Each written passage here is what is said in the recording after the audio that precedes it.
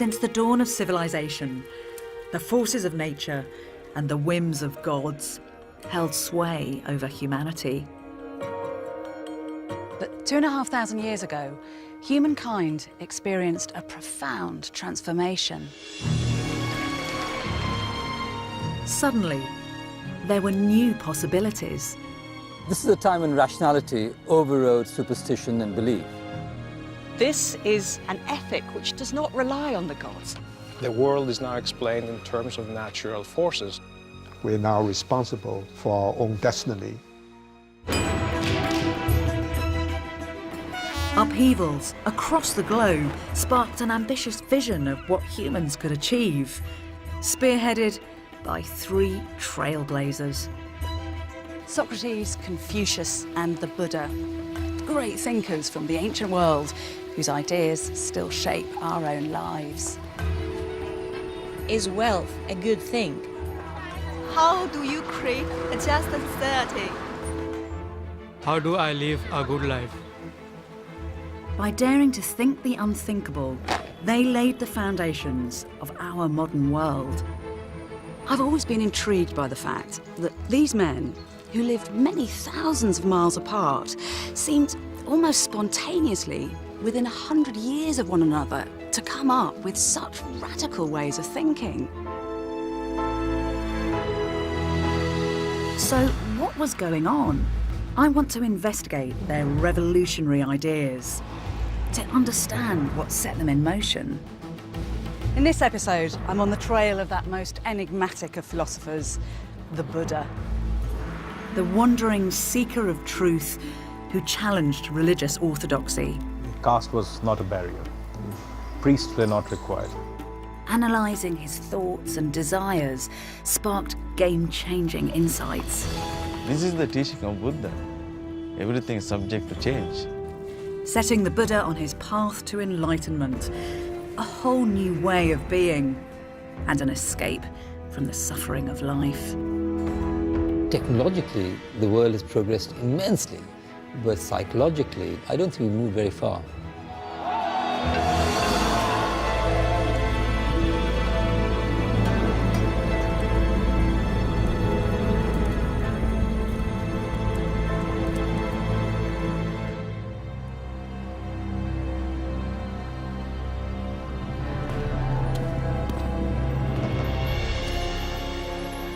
Around 2,500 years ago, a young man made a life-changing decision.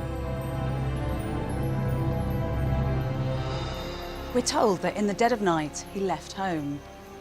Pausing just once to take a last look at his wife and newborn son, he then slipped out silently into the darkness. It was the start of a journey that would take him from the foothills of the Himalayas and end here on the plains of northern India. His mission was to make sense of human life. For me, it's genuinely exciting that what the Buddha discovered 25 centuries ago continues to inspire hundreds of millions of people across the globe. As a religion or belief system, Buddhism has evolved, taking diverse forms within different cultures. And as a philosophy, its relevance is undiminished by time. The fact it's still on the rise shows it's a potent way to navigate our modern times, passed down from the ancient world that the Buddha inhabited.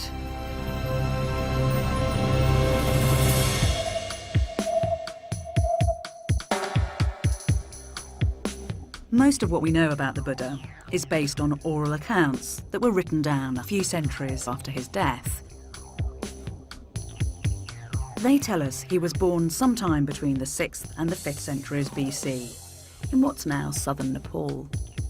We're told he was a prince, Siddhartha Gautama, good-looking, skilled in weaponry, and prophesied to achieve great things.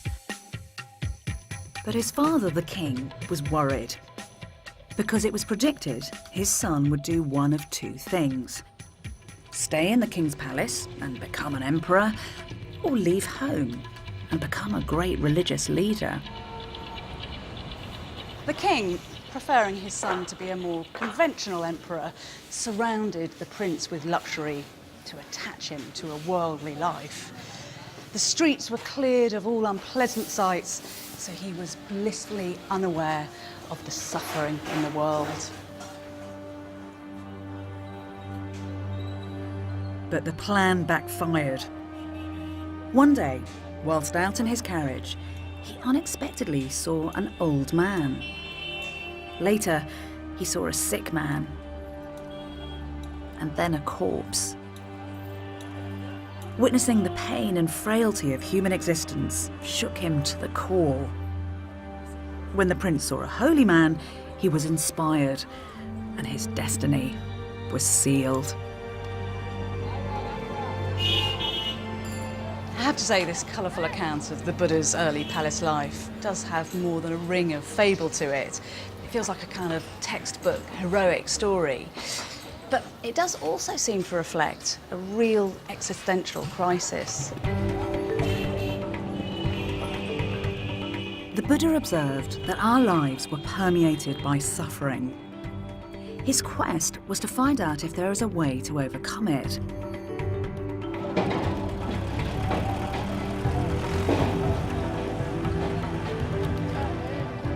He left the remote Himalayan foothills and headed south, abandoning everything: his privilege, his family, his homeland.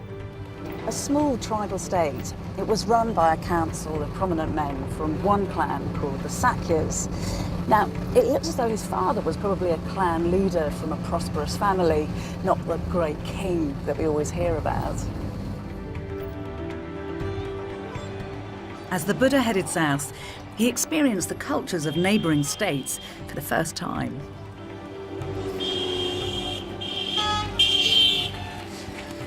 Arriving here, he'd have seen everything with the eyes of a curious stranger. Just like those other groundbreaking philosophers of his day, Socrates in Greece and Confucius in China, he was the very definition of what it is to be a questioning human. He refused to be constrained by convention and complacent belief. He would follow wherever his inquiry led him.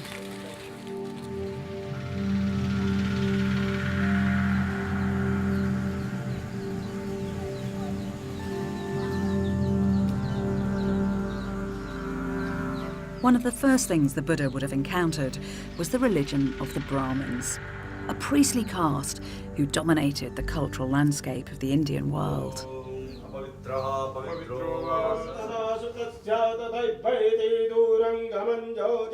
They're going to offer rice and flowers to evoking the gods now. Brahmins were responsible for reciting the Vedas, an ancient body of divine teachings and hymns in sacred spaces and in people's homes, just as they do today.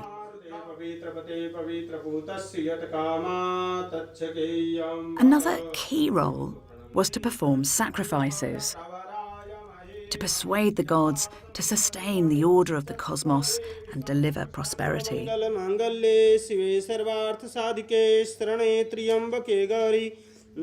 They memorized all the old scriptures.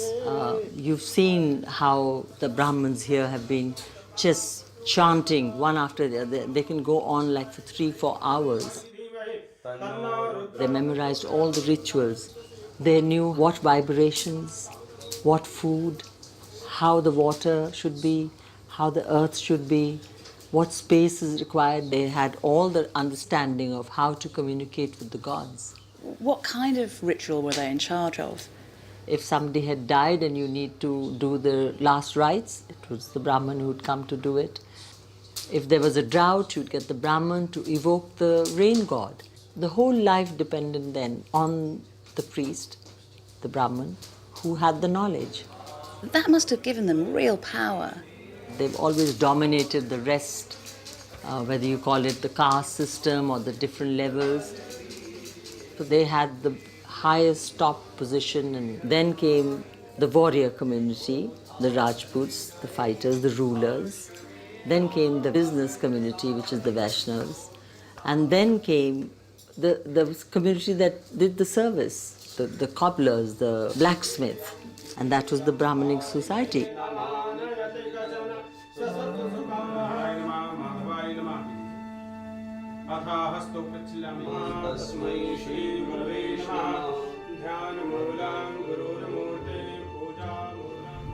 For the Buddha, the rigid hierarchy of the caste system and sacrifice to the gods relied on blind faith and received wisdom, not any kind of rational explanation. He passionately thought that there must be a more robust, a more credible way to understand and explain our place in the world.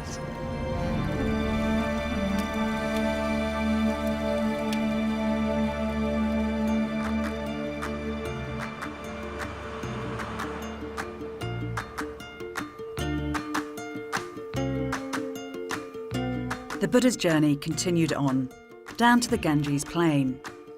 It was a world in the midst of rapid transformation. New cities and prosperous centralised kingdoms had emerged.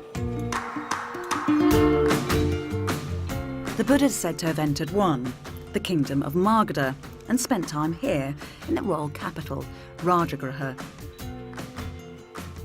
Along these rampart walls, you can still experience the ancient city as the Buddha would have known it. The streets of the city here would have been crowded with brightly painted carriages, bringing gold and silver, pearls and blue lapis lazuli, sandalwood and rich cloths. And then in the distance, you'd have seen great caravans carrying in more fabulous goods from the Bay of Bengal and what is modern-day Afghanistan. There's a lot of evidence in the literature for this time that cities were expanding, but do we get evidence in archaeology too? We get lots of evidence. This is the period when cities were emerging and expanding all over the country. I mean, these are lovely little belongings here. Did these all come from cities? All of them did. You can imagine the people who used them. Look at this, for instance. This is a razor.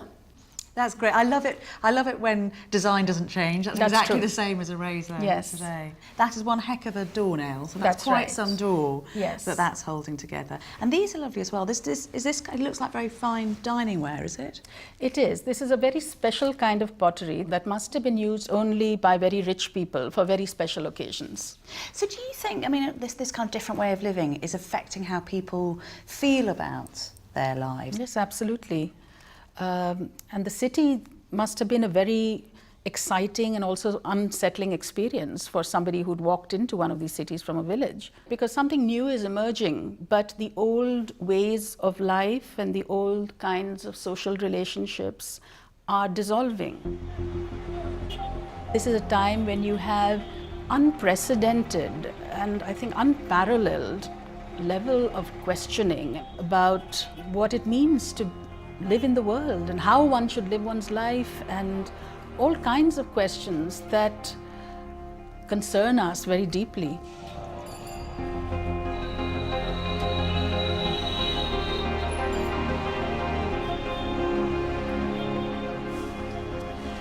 Cities were a real paradox.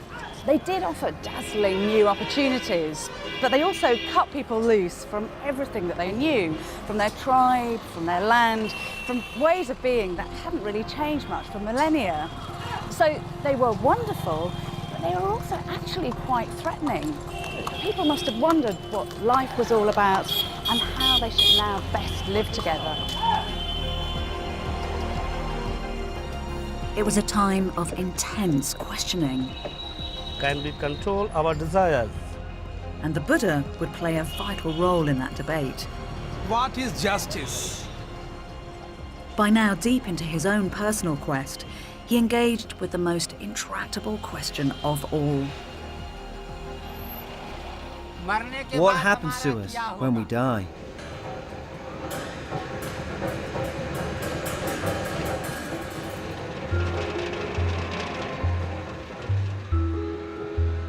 Inspired by the cycles of renewal in the natural environment, people had come to believe we were part of an endless cycle of birth, death and rebirth known as samsara.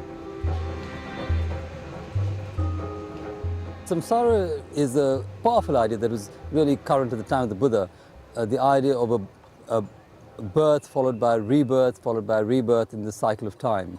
But humanity's always been aware of the cycle of life. So what made samsara different? The cycle of rebirth really means that you go from one life to another and you can be manifested in a different form in each life. You could be manifest as a god, or you could be manifest as a human being, maybe a higher or lower caste. You could even manifest as an animal or an insect, as a cockroach. And so that is really the cycle of rebirth from life to life through a continuous passage of time. So do you think people felt trapped by this? You can imagine somebody thinking that at each birth he has to go through the travails of life, of sickness, old age, death, and then rebirth, and the whole cycle goes on. And so it's tedious. I mean, it's suffering, because the existential reality was not one that they felt was bliss. So did people try to work out a way to release themselves from this trap? Yes, the great quest at that time was to find ways out of that cycle of rebirth and re-death.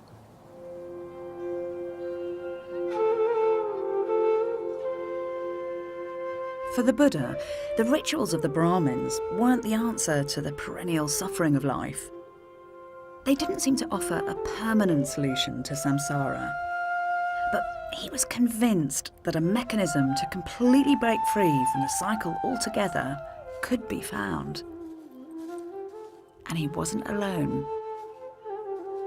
A wave of truth seekers had left their families and homes to wander the earth in search of the solution. Renouncing everything, some chose to live in forests, which is where, we're told, the Buddha went looking for them. For the Buddha, self-discovery came from examining your own individual experiences and then drawing logical conclusions from them. So, in order to try to evaluate the ideas of these new thinkers, he decided to try out their methods firsthand.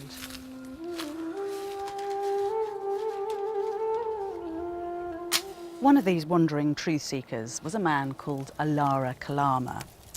Now, the solution to the problem of samsara, as he saw it, lay in directly experiencing the permanent, the eternal part of ourselves, the part that survived every rebirth.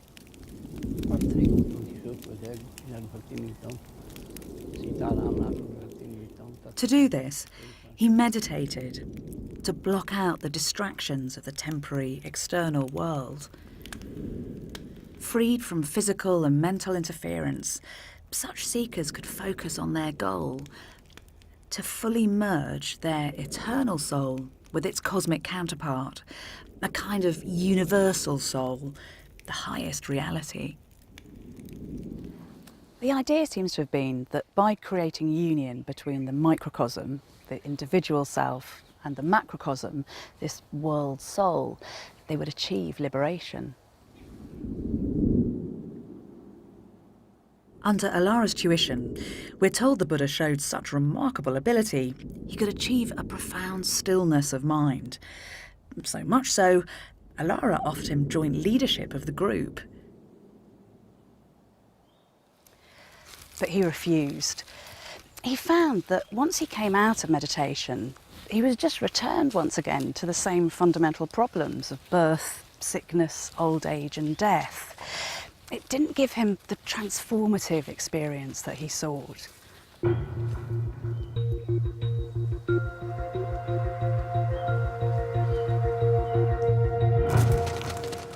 But the Buddha didn't give up.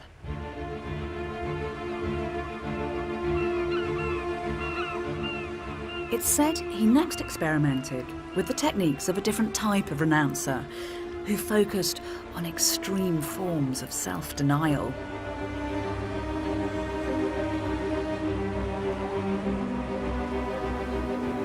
These type of renouncers also believe that the material part of our being is an obstacle to liberation. Theirs was a much more drastic solution. Instead of focusing on the mind, they put all their efforts into subduing their bodies.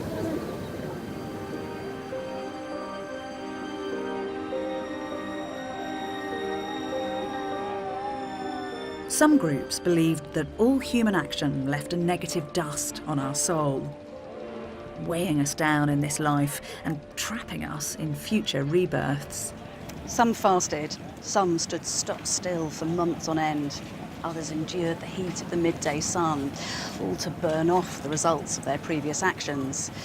Extreme measures to allow space for the permanent soul to expand to the size of the universe, eventually liberating them from samsara.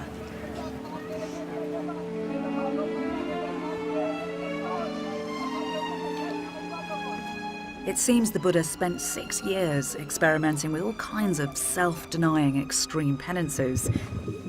He tried a technique of holding his breath for longer and longer periods. He walked around naked. He ate tiny amounts of food, just 1 grain of rice a day. We're told that he almost died. His bones were like the rafters of a derelict house, and he could actually feel his backbone through his stomach. But despite all this, he wasn't making any progress. The pain was clouding his mind. The austerities weren't providing a solution to suffering. They were just making him suffer even more.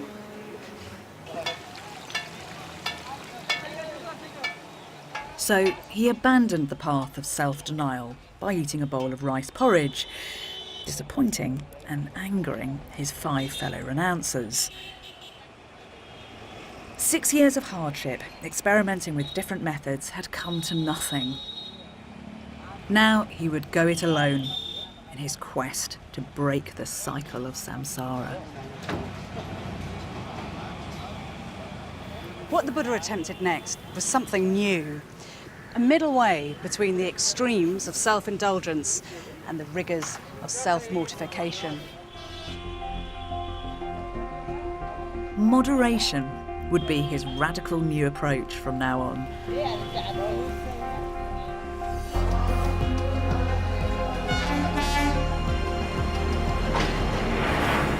The Buddha's change of tack would bring greater clarity to his examination of the human condition.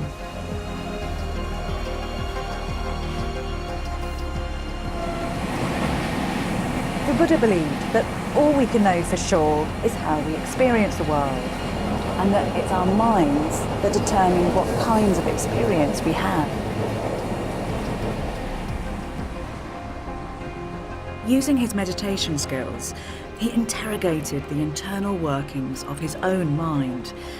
And what the Buddha discovered contradicted the assumptions people held about the permanence of the soul. He realised that the external world as we experienced it was constantly changing, and that we were constantly changing too. Our material form, our sensations, our mind, our consciousness, our character, all in perpetual flux. This realisation exposed a fundamental flaw in the Buddha's thinking.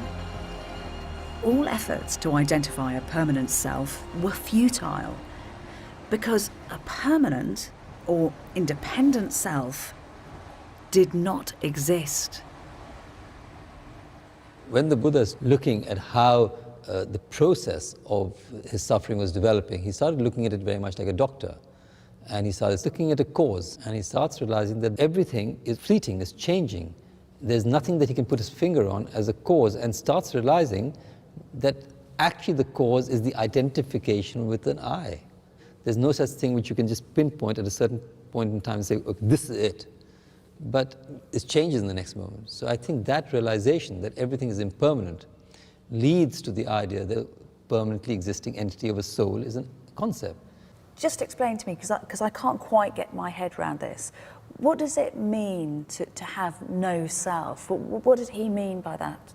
I'll give you an example. For example, let's say, okay, Bethany, when were you born? And you say, I was born on so-and-so date and so-and-so year. And I'd say, really? Weren't you born 9 months before that? You say, yes. And I'd say, weren't you and your mother and father before that? If I took your mother out of you, you're not Bethany anymore. Bethany is made of non-Bethany elements. Bethany is the sunshine, the earth, England. And then you suddenly start realizing that there was not a single point when Bethany came about. So in Buddhism, we don't talk about creation, we talk about manifestation. It's not denying that you exist. We exist. But it's denying that we have an intrinsically independent entity. The Buddha believed the idea of a permanent self wasn't part of the solution. It was actually at the root of the problem, because it made us selfish, self-absorbed. It created insatiable craving that enslaved us to transient earthly concerns and kept us trapped in samsara. To rid oneself of this deep-seated delusion of self was the way to liberation. That realization allows you the freedom not to get caught in the I, me, mine, which is really the fundamental cause of suffering. And then he says, oh, then there is a way to overcome suffering. That's a sort of aha, wow. So his teaching was based around rediscovering your nature, which is non-self nature. The Buddha's self-analysis revealed the answer. If we could extinguish the delusion of self, we would see things as they truly are, and our suffering would end. We had the capacity to take control of our lives. The Buddha seems to have recognised that there's a plasticity to our minds and characters. Living in the world with the right attitude is fundamentally empowering. Basically, know yourself and the world is yours. It's cognitive psychology, 25 centuries before the phrase is invented.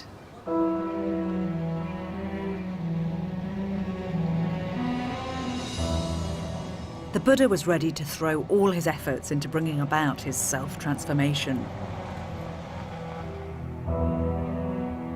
Arriving on the outskirts of a small village, he found a beautiful stretch of countryside with a pleasant grove nestled on the banks of a sparkling river. We're told that one night, age 35, the Buddha came here to Bodh Gaya and calmly sat underneath the ancestor of this very tree.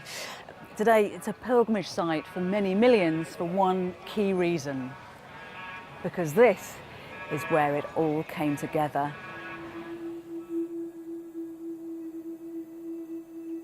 The Buddha entered a deep meditative state in which he experienced a vast number of his previous lives.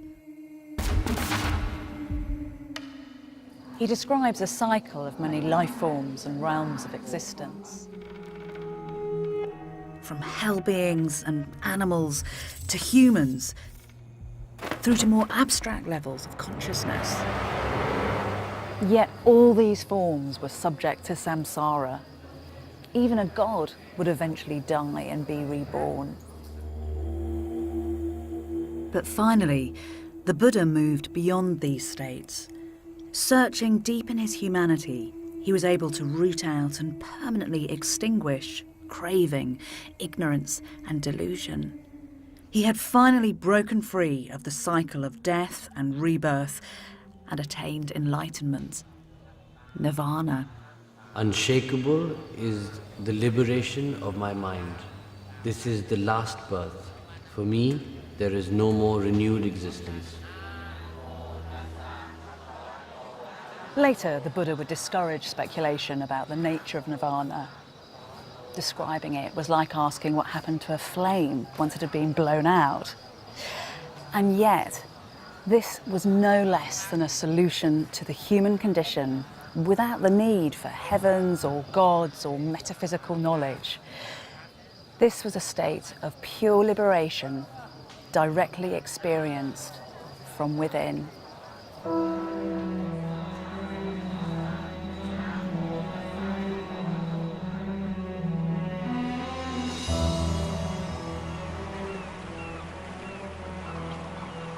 The Buddha had harnessed the capabilities of the mind to identify what he believed it fundamentally was to be human. Extinguishing desire and hatred and delusion had allowed him to fulfill his full potential. Now he can live with absolute wisdom and compassion. The Buddha found he had a new mission: to share what he'd experienced. He wasn't sure if he could ever communicate it, but his profound empathy for others drove him on. His starting point was the 5 former renouncer friends he'd left for his middle way. The sources tell us he found them where I'm heading next, the outskirts of modern-day Varanasi, the site of an ancient deer park. At first, his former companions were reluctant to welcome him. And then, we're told, they realised that a great transformation had taken place. They greeted him with respect and washed his feet. And it's now that we get a sense of the compelling charisma of the man. Because what the Buddha had to tell them was mind-blowing in its insight and clarity. The Buddha shared his discoveries, known as the 4 Noble Truths. The first truth was the inevitability that all life is suffering. But by suffering, the Buddha didn't just mean illness and old age, but the persistent disappointments and insecurities of life. The second truth was that suffering is caused by craving. The third was that since suffering has an identifiable cause, it could have an end. But it was the fourth truth that offered the critical, practical answer. This truth was a path, what he called the Eightfold Path, and it offered up an end to all suffering. With the Buddha's guidance, his small group of disciples made quick progress. They gained wisdom, practiced ethical conduct, and achieved mental discipline through meditation. Finally, they experienced nirvana for themselves.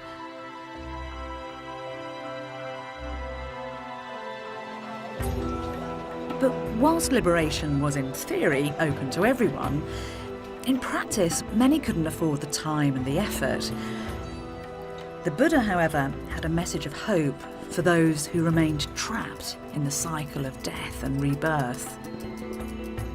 By completely reformulating the long-established concept of karma. Traditionally, karma referred to significant action, which it was believed could improve the quality of our rebirth in the next life. In the early days of Brahmanism, karma was synonymous with ritual action performed by priests on behalf of the higher castes. The lowest castes had little prospect of improving their lot through this ritual form of karma. Buddha changed karma from ritual action to the thought of that action. So the intent of that action was more important than the action itself. If you thought well, or if you had good intentions, then you could change your destiny, not necessarily in this life, but in future lives as well, That's a key shift, isn't it? That is a very major shift in the understanding of the notion of karma, From ritual action to an individual's choice of doing good. They have to be good human beings, and that's the fundamental thing about Buddhism. So that's not just a kind of philosophical shift, that's a change in society. Absolutely. He took it out of the hands of the priests who were empowered to change the destiny of men and gave it in the hands of people who were practicing Buddhism. So it doesn't matter what class you're from, actually, or what gender? You could be anyone. You could belong to any caste. It didn't really matter. Everybody had the choice and the freedom to improve, to become a good person.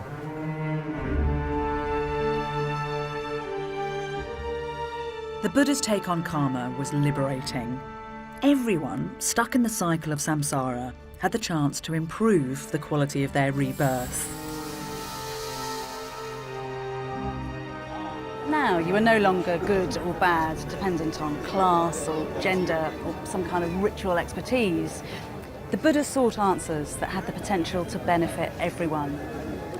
Just think what a radical development that is.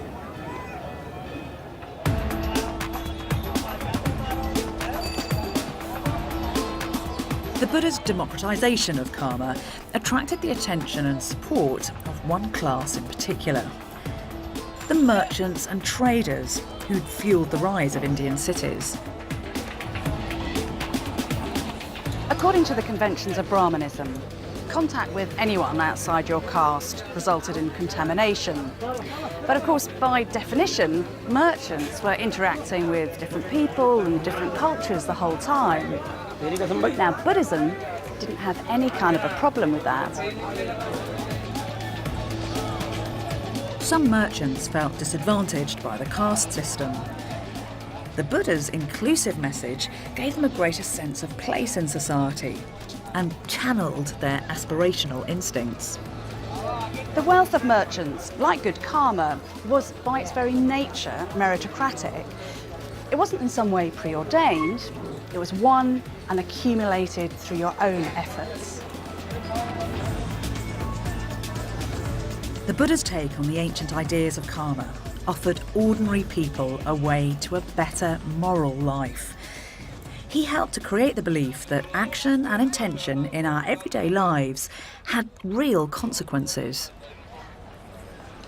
Coins like these were a brand new common denominator, just as karma was now a kind of moral currency for Buddhism.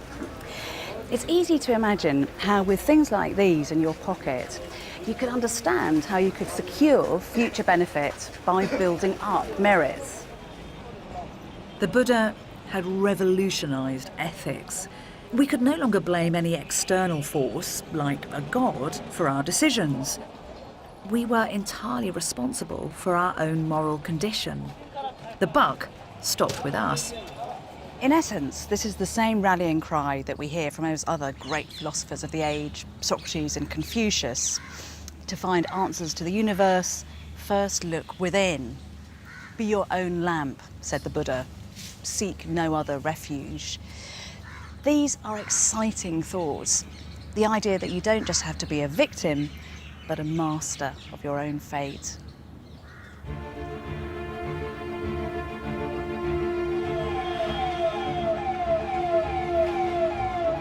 The Buddha forged ahead with his potent message of personal liberation. It's said he crisscrossed the central Indian plains, giving public talks in cities and the country to anybody he thought ready to hear his message.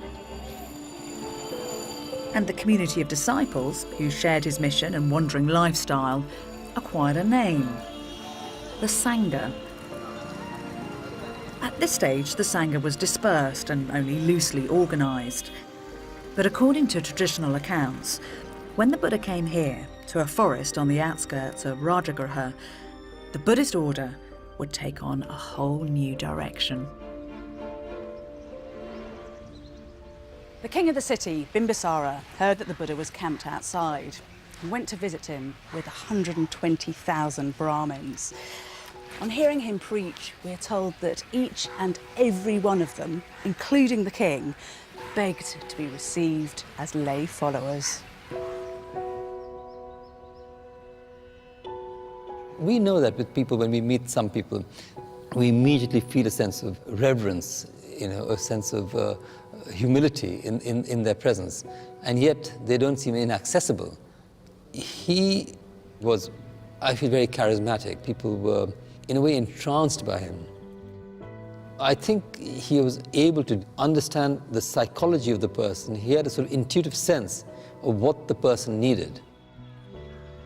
He was not saying, I'm the one who knows. He says, you try it. And this spirit of free inquiry that the Buddha was really encouraging was quite revolutionary. Following their meeting, Bimbisara was said to have donated a bamboo grove on this very spot as a retreat for the Buddha's growing community. Winning over wealthy patrons would be crucial for the future of the Buddha's message. The establishment of permanent bases in places like this saw the Sangha develop from a group of like-minded itinerants into a settled institution.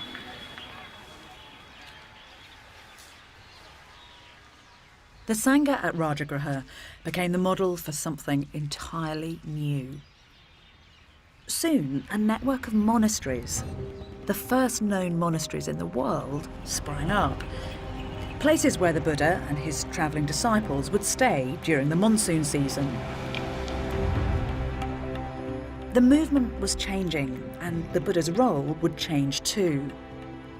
He taught that each monk was an island and responsible for themselves, but now he's believed to have created a comprehensive set of guidelines. in early Buddhism, there was only few monks, so there was no need of rules because those who become monks were very highly intelligent and highly spiritual. They have the clear intention, comprehension, why I am become a monk. So they never done anything wrong. But gradually, when the numbers growing up to maintain the excellence, peace and harmony, he prescribed the different rules and the discipline. And amazing to think that 2.5 millennia later, you're still living by those rules. I think we need more rules because in the modern time, because we have to face so many things. That time only India, now there is the whole world. There are 227 rules for monks, enacted every day. And it is amazing to think that in these words, we could be getting a glimpse into the mind of the Buddha and his early followers. The Buddha's thought to have adapted his rules in an ad hoc way.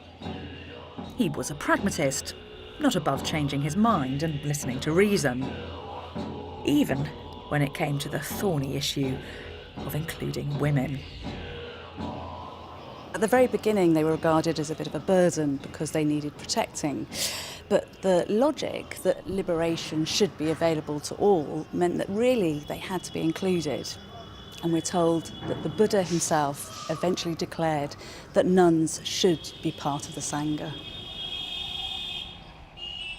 The rules of the Sangha are eminently practical. Self-discipline and resourcefulness are enshrined into daily life.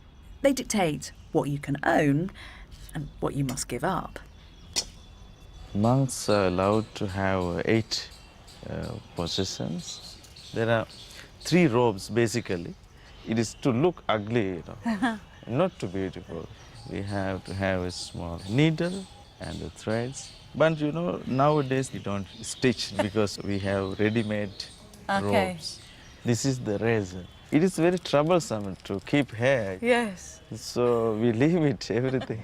This is the ball. Begging bowl. Of monks. So this, you collect food and drinks, alms from other people. And why do you get your food from outside? Why don't you produce it yourself? Because monk has to depend on the people, the society. So we have gratefulness and gratitude. So what we return to them, our compassion and wisdom. Monks can be a guide to the people, to the society, to show the path to wisdom, to show the path to peace, and to show the path to happiness. Apart from that, monks has no other connection, relations to the lay people whatsoever. But you've had to leave your family in order to become a monk. Yes. In fact, family life is always full of that kind of miseries, that kind of obstacles and troubles, so many. So living in a family life, one cannot practice a simple, holy life in order to achieve the spiritual heights.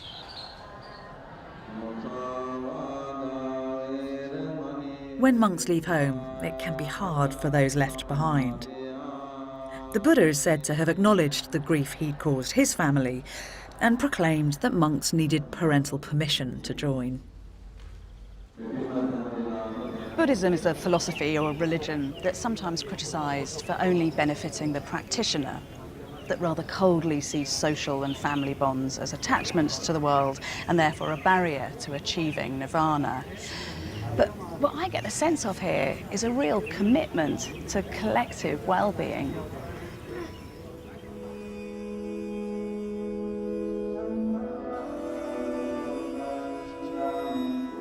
The Buddha hadn't shut himself away after his enlightenment. His insights had heightened his concern for others, and he'd spent over half his life helping those around him to alleviate their suffering. The Buddha's insistence on the absolute value of compassion is something that really impresses me. Just listen to these words of his, some of the very earliest ever written down. Let no one deceive another, nor despise anyone, anywhere.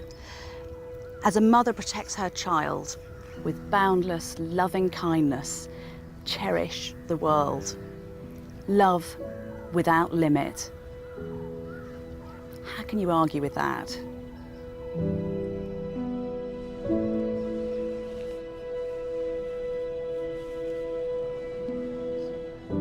By tirelessly expressing and explaining his ideas, the Buddha had nurtured a committed following, dedicated to his principles of intellectual rigour and deep humanity. But the Sangha couldn't rely on the leadership of its founder forever. We're told that when the Buddha reached his 80s, thoughts turned to the continuation of his message. His faithful attendant, Ananda, asked what would happen to the Sangha after he died. He said, "The Sangha doesn't need a leader. It just needs my Dharma, my teaching."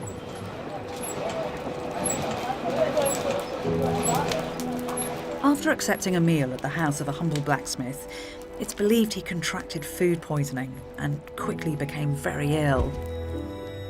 Yet, having achieved nirvana, the Buddha had no fear of death. His suffering had ended with the moment of his enlightenment. He would not be reborn. And what followed death was, like nirvana, beyond comprehension.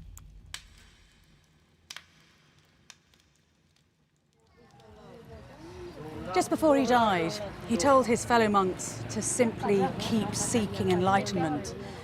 It is the nature of things to decay. Be attentive, and you will succeed.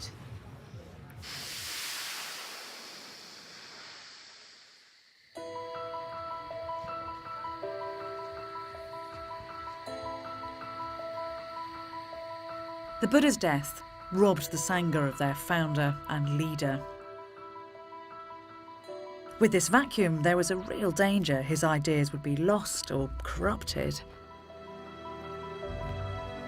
The Buddha had encouraged the Sangha to reach consensus on day-to-day concerns by holding regular meetings, and now the monks did as they'd been taught. They're said to have convened a council of 500 prominent monks here to this cave to determine the content of Buddhist doctrine. Ananda recited the sermons and the teachings of the Buddha. Another monk, Upali, recited the monastic rules. They now had a definitive account of the Buddha's ideas.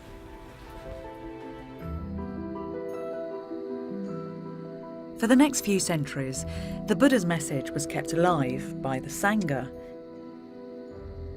But ironically, Buddhism's expansion to the wider world would come courtesy of a despot.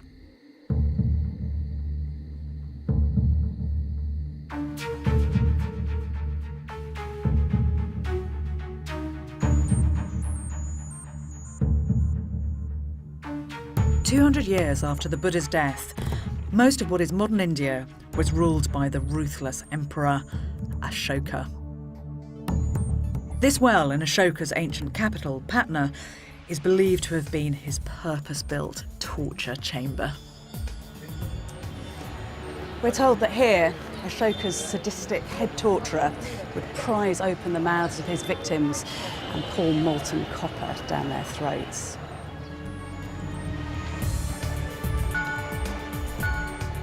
But then, around 262 BC, following a particularly pitiless and bloody victory, Ashoka suddenly had a sickening realisation of all the suffering that he'd caused, and his change of heart could not have been more dramatic. Invoking the non-violent teachings of the Buddha and declaring his heartfelt remorse for all his murderous actions, he vowed that from here on in, he would govern righteously. The reformed emperor set his new beliefs in stone. He sought out sites associated with the Buddha's life and erected pillars up to 15 metres high. In doing so, he marked them out for the benefit of future pilgrims. He had inscriptions like this, carved into stone, right across his empire. But these edicts didn't lionise his victories in battle. Instead, they declared his revulsion of violence and urged his subjects to live moral and compassionate lives. Ashoka gave up conquest and abolished the death penalty. He liberated slaves, set up free hospitals. Animal sacrifice was banned in the capital, and a wide range of animals, including parrots, tortoises, porcupines, became protected species.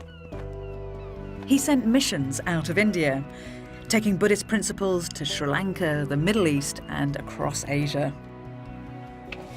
Buddhism would continue to dominate the Indian subcontinent for the next 1.5 millennia.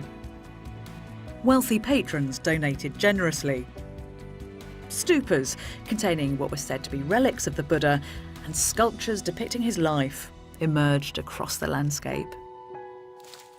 But to my mind, the greatest legacy of this time is here at Nalanda.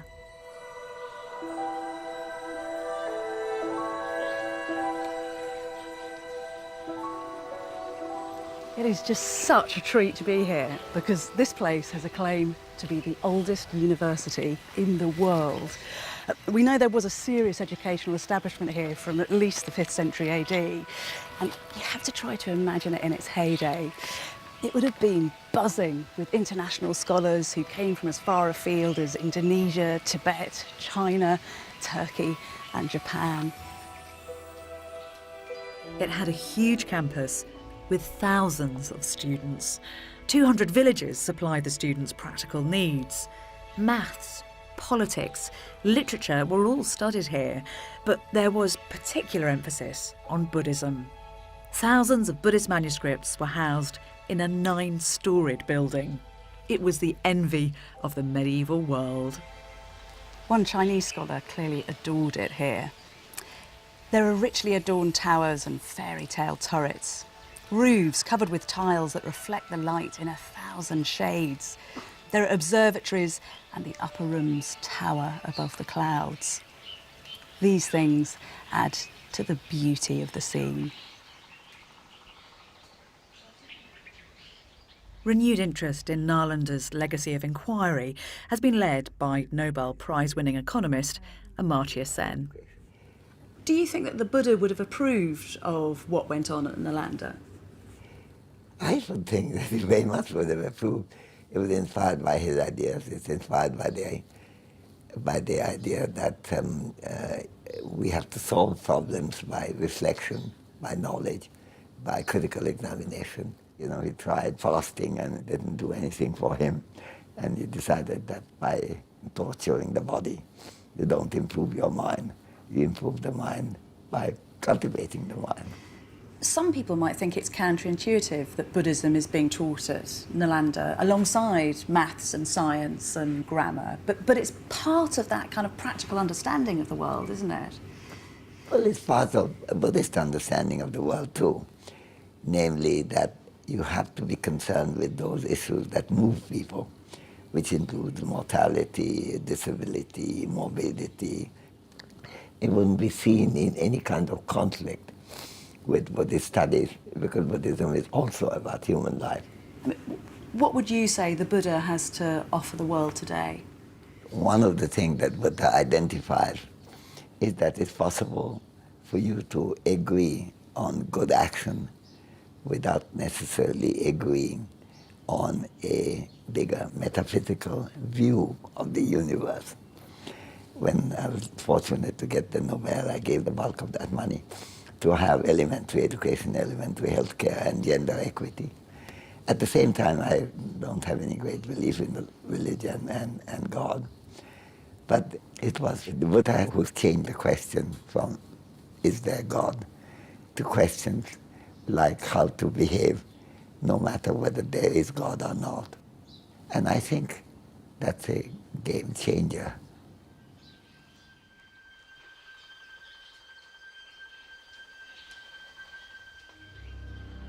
Buddhism had been in the ascendancy, but from the 7th century, changes in patterns of patronage began to affect big institutions like Nalanda.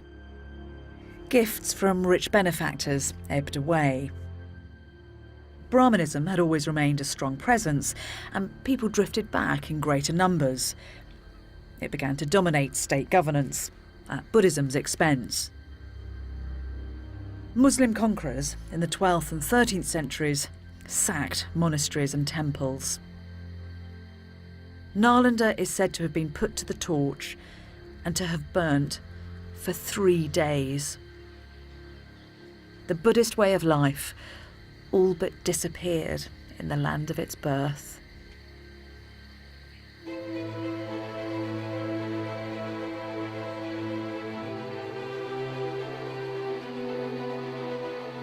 But Buddhism was already on the move.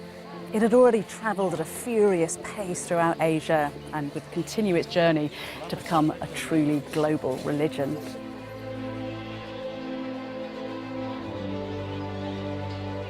With no single sacred language, no inflexible dogma, Buddhism was ripe for export. It's an adaptable philosophy that's become a diverse belief system. As it spread, it cross-pollinated with other cultures in numerous unexpected ways. For some, there is life after death, and the Buddha is a figure of devotion. Since the 20th century, it's even been implicated in violent nationalist struggles. But at its heart, the Buddha's message remains the same, that whilst change is inevitable, we all have the power to direct that change. By gaining wisdom, we can reduce suffering. The Buddha's life is a fascinating one from an age that made history. But we can relate to him on a very personal level. His need to find answers to the human condition in the here and now is one that I'd argue, deep down, we all share. He offers practical solutions to help overcome the desires and delusions which fuel hatred, jealousy and greed. And arguably, his greatest gift is deceptively simple, that it's compassion, empathy and knowing who we truly are that makes both us and the world better.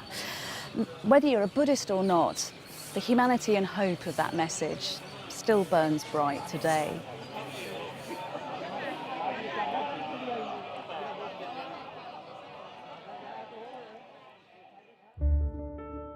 If the mind of the Buddha has made you think, explore further with the Open University to find out how great minds have influenced our world. Go to the address on the bottom of the screen and follow the links to the Open University. Next time, I investigate a philosopher who influenced the whole of Western thought, Socrates. His rigorous methods and uncompromising questioning made him the moral conscience of the city he loved, Athens. Yet his dogged pursuit of truth would end with a death sentence.